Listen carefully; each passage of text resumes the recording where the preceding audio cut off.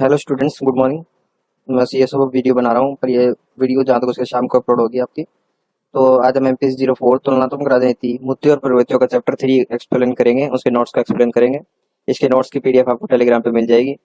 Chapter का नाम है तुलनात्मक दृष्टिकोण, राजनीतिक अर्थव्यवस्था, निर्भरता और विश्व व्यवस्था। इसके बारे में पढ़ेंगे। चैप्टर में मैं नोट्स में ज़्यादातर पूरी और डिटेल्ड लिखने की कोशिश करता हूँ कि ज़्यादा से ज़्यादा डिटेल्ड बता सकूँ चैप्टर में, क्योंकि बुक में भी कई बार कम होता है। तो जिससे हमारा चैप्टर पूरा कंप्लीट हो जाए और भी हमें कॉन्सेप्ट का थोड़ा पता चल जाए। लिखने के लिए आंसर में हम अगर कुछ आंसर लिखने चलेंगे तो हमें लिखने में मटेरियल मिलेगा, याद रहेगा।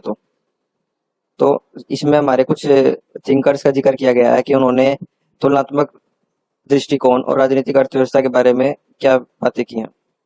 तो सबसे पहले हमारे प्रमुख हैं एडम स्मिथ, जो हमारी इस बुक में सबसे पहले जिक्र किया गया है। उनकी पुस्तक है जो संप्रभुता का अनुभव, द वेल्थ ऑफ नेशन। इसमें उन्होंने विचार किया गया है, मुख्य विचार, कि अर्थशास्त्र के क्षेत्र में जो तुलनात्मक दृष्टिकोण है उसके महत्व को उजागर किया है। उन्होंने बताया कि विभिन्न राष्ट्रों के बीच व्यापार और आर्थिक संबंधों की महत्वपूर्णता क्या होती है। उन्होंने एक अपने अदृश्य हाथ यानी इनविजिबल हैंड की अवधारणा भी थी, जो बताती है कि व्यक्तिगत लाभ यानी किसी का निजी लाभ के प्रयास सामूहिक आर्थिक लाभ में कैसे परिवर्तित होती है। कोई अपना निजी लाभ चाहता है, कोई कंपनी, कोई सी एमएनसी कंपनी, जो बड़ी कंपनी होती है, अपना निजी लाभ चाहती है। उनके निजी लाभ के कारण एक बड़े तौर पर रोजगार मिलता है, सामूहिक तौर पर आर्थिक लाभ होता है। उसको कैसे परिवर्तित होता है, ये उसने कहा कि इनविजिबल हैंड रहता है। एक कोई अपना काम करना चाहता है, पर ये उस दृश्य हैंड से और कईयों की भलाई होती है। उदाहरण के लिए उन्होंने समझाया कि कैसे एक मुक्त बाजार की प्रतिस्पर्धा सुरक्षित खुला बाजार, जब विदेशी नीति अपनाई गई थी भारत के द्वारा, तो उसमें आर्थिक प्रगति हुई, बहुत सारी बड़ी कंपनियां भारत पर आई और उन्होंने उद्योग लगाए और बहुतों को रोजगार मिला और सरकार को पैसा मिला और राष्ट्रों की समृद्धि हुई इससे। ये इनका था एडम स्मिथ का। इसमें आपकी बुक हो गई, उसका विचार हो गया और एक उदाहरण भी हो गया। ये आप लिख सकते हैं रेफरेंस के तौर पर। कार्ल मार्क्स, जहाँ भी राजनीतिक अर्थव्यवस्था का जिक्र है वहाँ आप इनका जो ये बुक्स हैं, इनके थिंकर्स हैं, जो भी आपको याद होगा उस टाइम, तो आप इनका रेफरेंस डाल सकते हैं उसमें, एक या दो कई आंसर के बीच में, तो आपका आंसर मजबूत हो जाएगा। फिर हमारे कार्ल मार्क्स है, जो एक समाजवादी थे, जो पूंजीवाद के बिल्कुल खिलाफ थे। उनकी एक मुख्य रचनाएं थी दास कैपिटल और कम्युनिस्ट मैनिफेस्टो। मुख्य विचार उनका था एक, मार्क्स ने राजनीतिक अर्थव्यवस्था और निर्भरता के विषय पर विस्तृत अध्ययन किया। उन्होंने आर्थिक शोषण, वर्ग संघर्ष और पूंजीवाद की आलोचना की। उनके मेन टॉपिक थे आर्थिक शोषण, जो अमीर लोग गरीब लोग पर शोषण कर रहे हैं, उनको उनको उनके उनके काम के अनुसार उनका वेतन नहीं दे रहे हैं। वर्ग संघर्ष हो रहा है, अमीर गरीब के बीच में वर्ग संघर्ष हो रहा है। और पूंजीवाद की आलोचना की। पूंजीवाद के तो बिल्कुल ही खिलाफ थे कार्ल मार्क्स। मार्क्स का मानना था कि आर्थिक प्रणाली का स्वरूप और राजनीतिक शक्तियों की भूमिका समाज के हर हिस्से को प्रभावित करती है। उदाहरण के तौर पर उन्होंने बेस और सुपर स्ट्रक्चर की अवधारणा प्रस्तुत की, जहां अर्थव्यवस्था तो हमारी बेस है यानी फाउंडेशन है, और राजनीतिक और सांस्कृतिक संस्थाओं को सुपर स्ट्रक्चर को निर्धारित किया। फिर हमारे अगले थिंकर है मैरियन वेबस्टर, जो इसी बुक में इस चैप्टर में, जो चैप्टर 3 इसमें जिक्र किया गया उनका भी इसमें उनका योगदान है। मैरियन वेबस्टर ने अर्थशास्त्रीय शब्दों को स्पष्ट और सटीक अर्थ प्रदान किए हैं। उनकी एक इंटरनेशनल डिक्शनरी है, यानी उनके शब्दकोशीय विश्लेषण ने उसमें आर्थिक राजनीतिक अर्थव्यवस्था के बारे में उन्होंने बड़े बड़े जटिल शब्दों को एक्सप्लेन किया है। महत्व, यह छात्र कार्यों और शोधकर्ताओं महत्व यह है कार्यों और छात्रों को शोधकर्ताओं के लिए आर्थिक संबंधों और सिद्धांतों की व्याख्या को सरल बनाता है, इनकी डिक्शनरी के में पढ़ने से, इनके अध्ययन करने से। फिर हमारे फोर्थ लाइनल रॉबिन्स, इनकी पुस्तक है an essay on the nature of significance of economic science. इनका एक मुख्य विचार है, रॉबिन्स ने निर्भरता के सिद्धांत को व्यापारिक अर्थशास्त्र के माध्यम से समझाया। उनके अनुसार निर्भरता यानी किसी पर निर्भर रहना एक देश की आर्थिक स्थिति दूसरे देशों के प्रभाव डालती है। उन्होंने अर्थशास्त्र को संसाधनों के उपयोग और वितरण के अध्ययन के रूप में परिभाषित किया। उदाहरण के तौर पर उन्होंने यह भी बताया कि कैसे एक देश की अर्थव्यवस्था अन्य देशों की राजनीतिक और आर्थिक निर्णयों पर निर्भर करती है।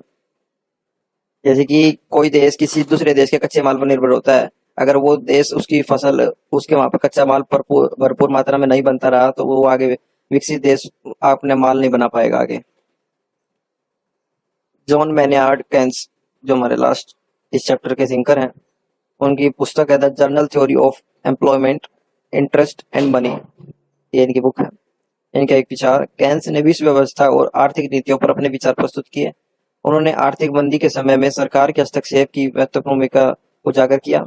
केन्स का मानना था कि सरकारें आर्थिक संकटों को दूर करने के लिए वित्तीय और मौद्रिक नीतियां का उपयोग कर सकती हैं। उदाहरण के तौर पर उन्होंने बताया कि कैसे सरकारें सार्वजनिक व्यय को बढ़ाकर और ब्याज दरों को नियंत्रित करके आर्थिक स्थिरता को प्राप्त कर सकती है। इस चैप्टर का कुछ महत्वपूर्ण बिंदु है जिनको हम पढ़ेंगे अभी। एक तो तुलनात्मक दृष्टिकोण, जो विभिन्न राष्ट्रों की आर्थिक नीतियों और संरचनाओं की तुलना करने में मदद करता है। फिर राजनीतिक अर्थव्यवस्था, राजनीतिक और अर्थव्यवस्था के बीच संबंधों का अध्ययन है। निर्भरता सिद्धांत, कैसे एक देश की आर्थिक स्थिति अन्य देशों के निर्णयों और कार्यों पर निर्भर करती है। फिर विश्व व्यवस्था, वैश्विक अर्थव्यवस्था और अंतर्राष्ट्रीय संबंधों की संरचना। हम चैप्टर के जो मेन पॉइंट्स हैं, मुख्य बिंदु, उनको एक्सप्लेन कर देते हैं। तुलनात्मक दृष्टिकोण का परिभाषा। तुलनात्मक दृष्टिकोण संभावना और संभावित प्रभावों के बीच विभिन्न विकल्पों की तुलना करने की प्रक्रिया है।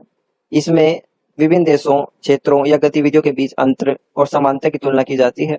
यह आर्थिक, राजनीतिक, सामाजिक या विविध प्रकार की नीतियों के और उपायों के बीच विकल्पों की चयन प्रक्रिया में मदद करता है अध्ययन करने से। तुलनात्मक दृष्टिकोण का उदाहरण देख लेते हैं। भारत और चीन की आर्थिक नीतियों की तुलना की जाती है और की कर सकते हैं। भारत और चीन दोनों ही विशाल आर्थिक विकास और व्यापारिक शक्तियों के रूप में उभरते देश हैं। तुलनात्मक दृष्टिकोण से आप दोनों देशों की आर्थिक नीतियों, उत्पादन क्षमता, व्यापार की दृष्टि से उनके बीच अंतर को जान सकते हैं। उत्तरी और दक्षिणी कोरिया की आर्थिक विकास में अंतर की तुलना कर सकते हैं हम। उत्तरी और दक्षिणी कोरिया एक ही मूल के होने के बावजूद अपने आर्थिक और राजनीतिक प्रणालियों में अंतर दिखाते हैं। वे एक ही देश के दो टुकड़े हैं, उत्तरी और दक्षिण कोरिया के, और फिर भी उनमें अंतर पाए जाते हैं उनकी आर्थिक नीतियों में और उनके द्वारा अपनाई गई नीतियां और उनके प्रभाव की तुलना करके आप इस अंतर को समझ सकते हैं। ये तुलनात्मक दृष्टिकोण, तुलनात्मक का अध्ययन करने से हम अगर अपना जो हमारी तुलनात्मक दृष्टि होगी उससे हम अध्ययन करेंगे हम किसी भी देशों को, तो हम उनमें अंतर को ज्ञात कर सकते हैं कि इनमें अंतर क्या है, इनकी राजनीति में, इनके काम करने के तरीके में। फिर आती है राजनीतिक अर्थव्यवस्था की परिभाषा। राजनीतिक अर्थव्यवस्था का संबंध का अध्ययन करती है, जो राजनीतिक और अर्थव्यवस्था के बीच संबंध है। इसका अध्ययन विभिन्न राजनीतिक नीतियां, कानून और आर्थिक प्रक्रियाओं को समझने में मदद करता है, जिससे सामाजिक, आर्थिक और राजनीतिक प्रणालियों की तुलना बनाई जाती है। राजनीतिक अर्थव्यवस्था के उदाहरण जैसे बैंकों की निगरानी के लिए सरकारी नीतियां। बैंकों को संचालित करने के लिए सरकारी नीतियों का होना महत्वपूर्ण है। इन नीतियों में बैंकों की निगरानी, उनकी सेवाओं की मानकता और वित्तीय स्थिरता और उपयोगकर्ताओं की सुरक्षा के लिए कई प्रावधान होते हैं। ये नीतियां अर्थव्यवस्था को सुरक्षित और स्थिर बनाए रखने में मदद करती हैं। अनप्रतियोगिता की प्राथमिकता पर आधारित बजट नीतियां। बजट नीतियों में अनप्रतियोगिता की प्राथमिकता पर आधारित निर्णय लिए जाते हैं जो सार्वजनिक खर्च को प्रबंधित करते हैं। इसमें अर्थव्यवस्था के लिए महत्वपूर्ण क्षेत्रों में निवेश की नीतियां, करों की प्रतिनिधित्व और सरकारी योजनाओं के लिए धन आलोचित किया जाता है। इन नीतियों का उद्देश्य है राजनीतिक और आर्थिक विकास को समान रूप से प्रोत्साहित करना। फिर हमारा इस चैप्टर का निर्भरता की परिभाषा। निर्भरता क्या है? निर्भरता एक देश दूसरे देश पर निर्भर, उनके नियम कानूनों पर निर्भर, उनके कार्यों पर निर्भर होना। निर्भरता एक आर्थिक सिद्धांत है जो बताता है कि देश की आर्थिक स्थिति या उनकी प्रगति दूसरे देशों के आधार पर निर्भर करती है। यह उन अंतरात्मक और बाह्य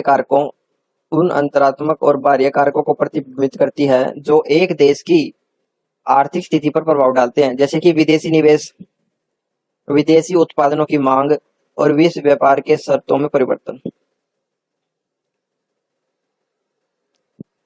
उदाहरण देख लेते हैं हम।